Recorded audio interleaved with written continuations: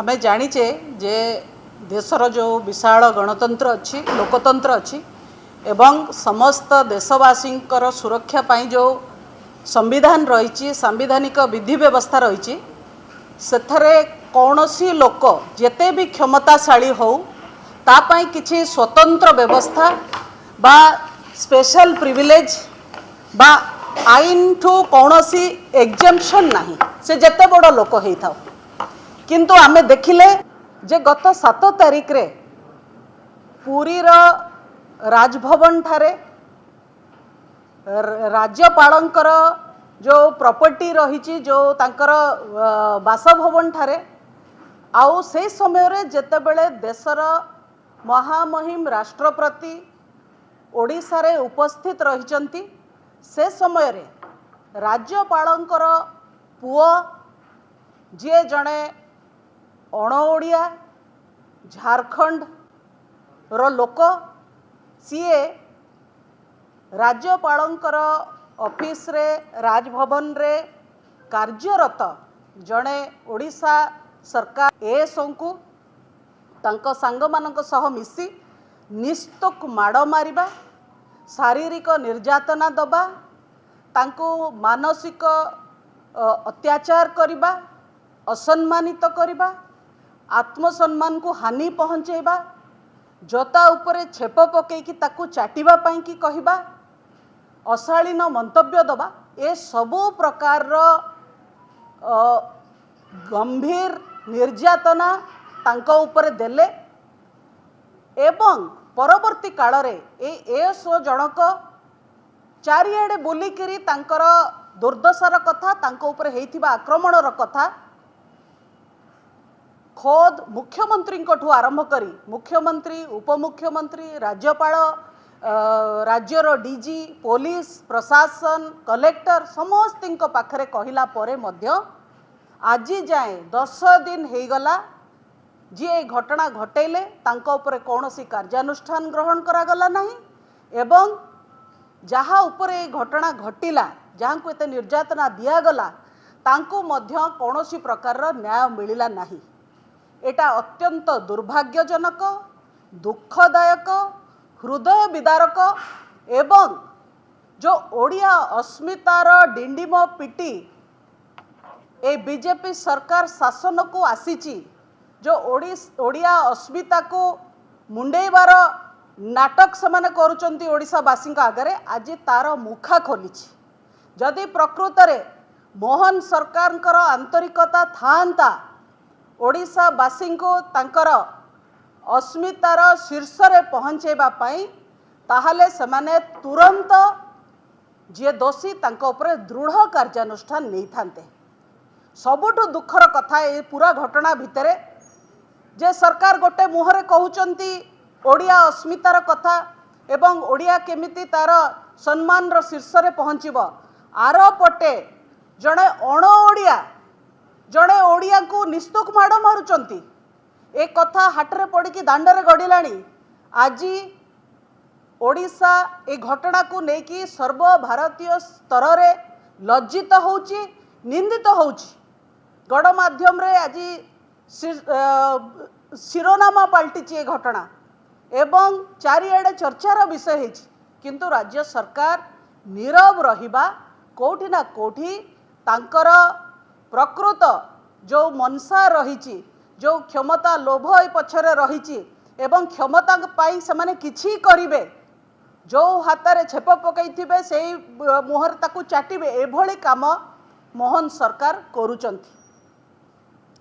गोटे गणतंत्र रे लोकतंत्र रे आईन समस्तंक पाई समान थाए एवं गोटे आईन थाए आमे जानिछु जे गरीब लोक पाई साधारण लोक पाई गोटे आईन आउ धनी लोक क्षमताशाली लोक प्रभावशाली लोक पद पदवी थिबा लोक पाई आउ गोटे आईन एटा आमे केबे जानि नथिलु एटी प्रथम थर पाई देखुछु गवर्नर को पुओ बोली तांको 7 खून माफ कोठी पुलिस एटी एक्शन न नै करी कौनसी कार्यानुष्ठान न नै करी नीरव हेकी बसी रहिबा विराट प्रश्नवाची सृष्टि करुची जे एटी मोहन माझींकर सरकार प्रकृत रे ओडिया अस्मिता को बंचेबा पाई चेष्टा करुचंती ना अण ओडिया हाथ में ओडिया अस्मिता को जोता तले माड़ी मक्ची कुचले की नष्ट करने की चाहूँगी। ये हूँ आजिका दिन में सबुठ बड़ प्रश्नबाची।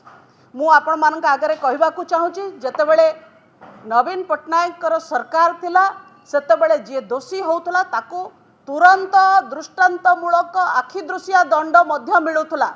उदाहरण स्वरूप मु कहबी जे पाटनागढ़ सेतेबेलर विधायक सरोज मेहर जे जन जेई को आउटबस करैथिले तांको तुरंत गिरफ करा जायतिला। से भली भाबरे प्रशांत जगदेव को मध्य गिरफ करा जायतिला, प्रदीप पाणिग्राही को मध्य गिरफ करा जायतिला।